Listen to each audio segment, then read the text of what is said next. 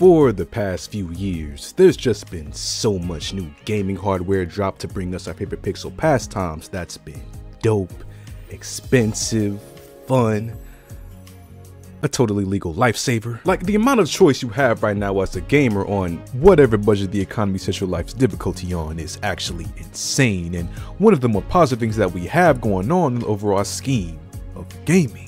Except, if I had to trade in my max level of objectiveness for, a max level of favoritism, I'd have to say that, personally, I think that out of all the platforms that we have right now, the Steam Deck has just the most swag to me. It just looks like something that was made to give your fingertips an orgasm. I held this thing at a gaming con last year, and my fingers haven't felt happiness since. Now, if you aren't up on game as to what exactly the Steam Deck is, it's a 2022 release gaming handheld by Valve that gives you access to a portable PC gaming experience, obviously, made for your Steam library of titles. And if you're anything like me, you'll likely see this thing as a love child between the classic era of handheld gaming from the early 2000s and the limitless potential of gaming with a modern RGB electric bill enhancer. And even though I don't own a Steam Deck myself, since, I don't need any more enablers for my laziness, I can still appreciate and acknowledge the community of people that do use the Steam Deck for all of its convenient features. And that's just me talking as a gaming fan. If a person like me could do or, say something like that, you would think that the same would apply to people who actually make and publish the biggest games, which usually sees the way of becoming compatible with the Steam Deck. But, of course, we don't live in an ideal world. I mean, the term _A has been tossed around by actual big companies. We are nothing short of cooked. And the flaws that we're forced to face in gaming have once again been brought apparent because we're still dealing with companies that are messing up their own games for the Steam Deck.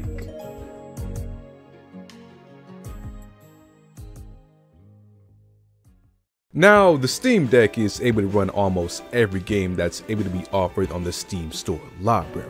Obviously, sometimes it takes a while for games to get compatible with the handheld because of optimization and all that programming shit, but you can mostly bet on every big game eventually being on the Steam Deck. It's damn near a rite of passage for games nowadays. If you don't see playable on Steam Deck in the game's bio, is it even really a video game that you're looking at? But even though the games run amazing on the hardware, sometimes the game studio themselves aren't always taking this compatibility factor in account, as they're mostly developing most games for the ideal desktop PC version of said title.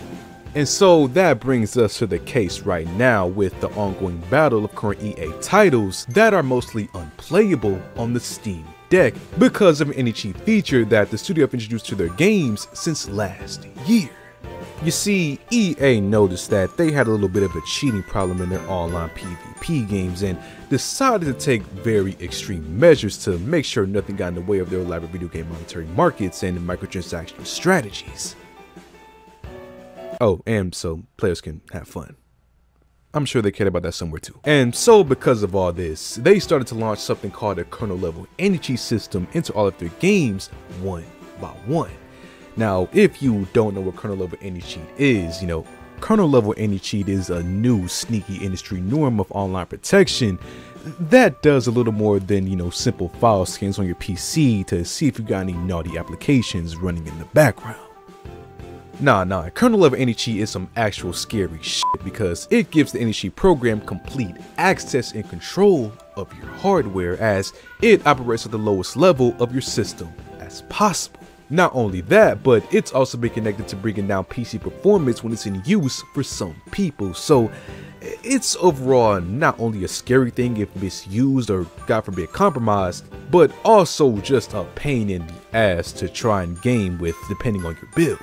But unfortunately, because of the rise of cheaters and just more online games in general, it's becoming more and more of an industry standard. However, the catch is that EA's kernel level anti-cheat software and games, they just don't work on the Steam Deck as of right now, rendering them as unplayable.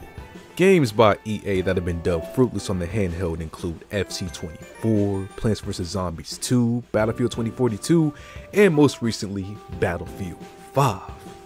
Now, of course, anyone that owns a Steam Deck likely owns a PC too, so many of them can still play these games on the desktop if they want it, but the choice of, how you play a game, especially when you already own a Steam Deck, has to be annoying as hell to deal with, not to mention the inescapable kernel level anti-cheat that many people just don't want to deal with. Luckily, other EA games that already have other less egregious form of anti-cheat like EAC on Apex Legends are still playable on the Steam Deck, but for how long we have for that to be a thing is unknown, since EA is obviously cracking down on their cash cows as tight as they can.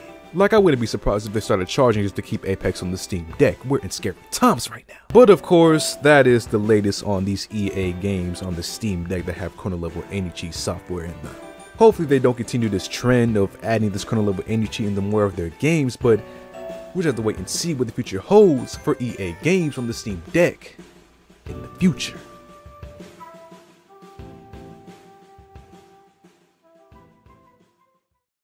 So what do you guys think about EA and this kernel level access anti-cheat software that they got going on right now, man, and the Steam Deck?